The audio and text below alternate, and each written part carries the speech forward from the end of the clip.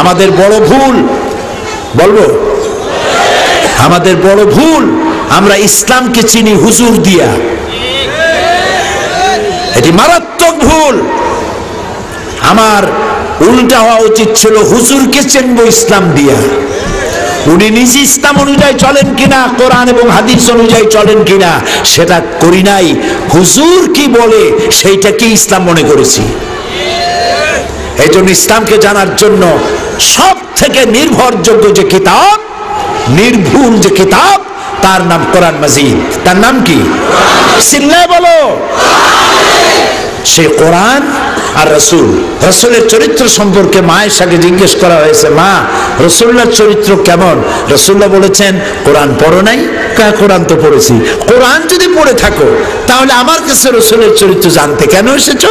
যেটা 30 পারা কোরআন সেটাই রসুলের 23 বছরের নবুয়তের জীবন। যেটা রসুল সেটা কোরআন, যেটা কোরআন সেটা রসুল। সুবহানাল্লাহ। আরো জোরে কও সুবহানাল্লাহ। নবী করিম সাল্লাল্লাহু আলাইহি সাল্লামের মুখের কথা আইন। যদি কোনো ব্যাপারে তিনি বলেন হ্যাঁ হালাল, সুবহানাল্লাহ কই দিচ্ছে করেন। যদি বলেন হ্যাঁ হালাল, যদি বলেন না হারাম। এই জন্য রসুলের কথা মানা, আমরা রসুলকে বুঝি নাই, যার জন্য লোকেরা বলে রসুলের কথা মানা সুন্নত। এটি মারাত্মক ভুল। রসুলের কথা মানা সুন্নত নয়। মা আতাকুমুর রাসূল ফাখুযুহু ওয়া মা নাহাকুম আনহু ফান্তাহু।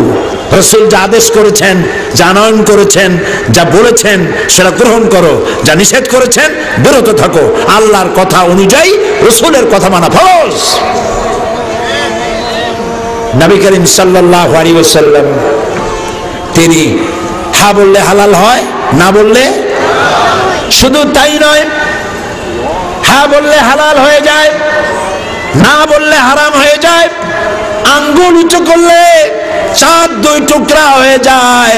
পাও যদি উঁচা করেন আল্লাহর আরশে চলে যান।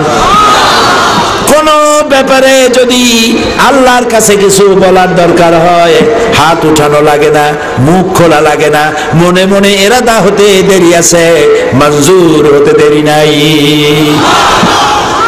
এই জন্য ইব্রাহিম আলাইহিস সালাম হচ্ছেন খলিল, আর মুহাম্মদ সাল্লাল্লাহু আলাইহি সাল্লাম হচ্ছেন হাবিব। একজন খলিলুল্লাহ, আরেকজনে হাবিবুল্লাহ। খলিল আর হাবিব পার্থক্য কি?